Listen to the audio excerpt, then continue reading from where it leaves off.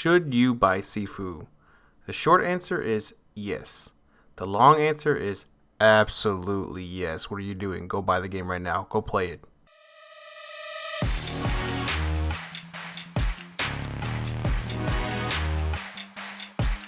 To summarize Sifu without spoiling anything, you are a son avenging his father for his wrongful death. Short, sweet, and to the point, just like every other martial arts movie. Now, it's not an insult to be like a martial arts movie. In fact, it works towards its favor. Sifu plays much like a martial arts movie, and I'm the director behind the movie. So why do I think you should play Sifu? Well, I'm glad you asked. It brings me to my first point. Let's cut to the meat and potatoes of it. The reason why this game is so good is because of its gameplay.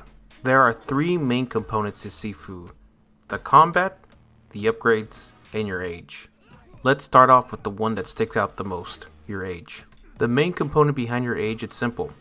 Don't reach your old age, because if you do, you die, just like in real life. I've also heard that this mechanic is reminiscent of Dark Souls because of how punishing it is. The way this mechanic works is simple. Every time you die, you get another death counter. With each death counter, it adds simultaneously to your age. So if you die once, you'll go from 20 to 21. If you die again, instead of going to 21 to 22, you'll go from 21 to 23, and it'll stack infinitely like that. There are ways of resetting this death counter by defeating tough enemies or going to shrines. The problem with this is, if you do it at a shrine, you lose a potential upgrade, and if you kill a tough enemy, you only go down 1. So if your death counter is at 7, you're only going down to 6, so you better not die again. Now, getting up in age, there is a positive and a negative to it.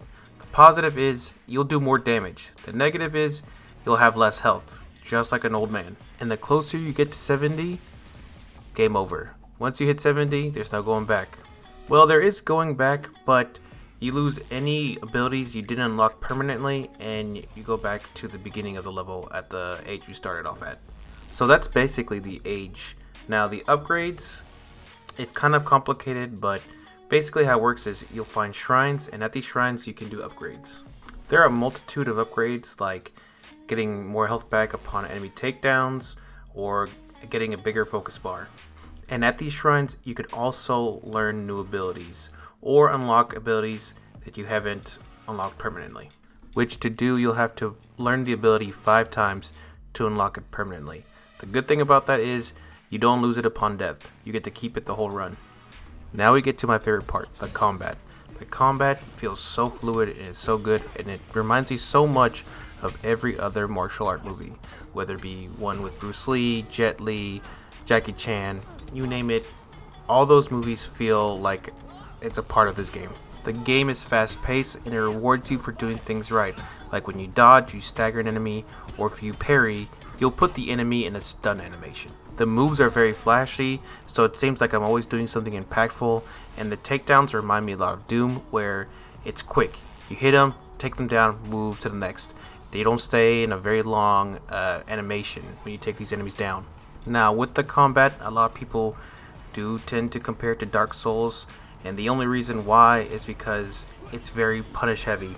If you miss a dodge, if you miss a parry, if you attack when you're not supposed to, if you go up to somebody with a weapon and miss a parry or dodge, you're going to take a big hit, and it's not uncommon to get 1 shot or 2 shot. But as you progress through the game, you'll notice that you'll get better. You'll understand the timing of enemies. You will do parries more often. The more abilities you have, the more flashy things you're going to do, and eventually you're going to feel like you'll get in a rhythm of it. You'll understand what it's like, just like a martial artist. You'll have your hiccups at first, but at the end, you're going to be a true Sifu. Now let's move on to another part of the game I think did well. The visuals in this game are phenomenal. Truly, it almost seems cartoonish, but it's not. It has a very almost artistic feel to it.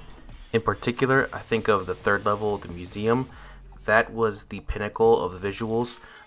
It was the crescendo, the high point. I know a lot of people like to think the last part of the game should be the crescendo, but genuinely, it was the third level, for better or for worse. Like, for example, there was a big usage of color to drive you to a certain place, to point you to a certain area.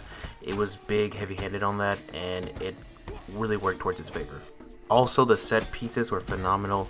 I liked the first level. The second level, the club, was also very great. It felt like a good old school kung fu movie. But again, just to harp on it some more, the third level was truly the best. There's one scene in particular that I will always remember. It is the rain scene, where in the middle of the room there's a beam of light, everything else is dark. There's water dripping over you, like cleansing you almost, and if you had to stay in the light, you would be saved. And if you're in the dark, you're basically fighting without light, so you can't see what's going on. It was very heavy on the metaphors, truly a part that blew me away.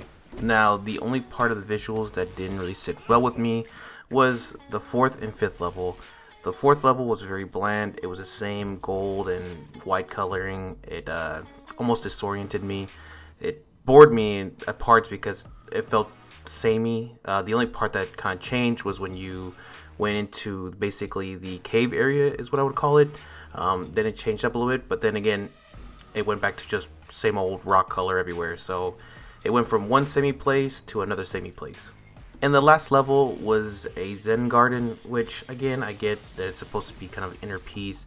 It's not supposed to rile you up, but it's still kind of, I don't know, it seems samey to me. It's kind of lost me a little bit. But where the visuals truly shined were the boss fights. Every boss fight had a good, vibrant color to them, whether it be green, red, blue, and white. There was a big color for each boss, and the second phase, you really saw it come through. Genuinely, each boss felt like a masterpiece.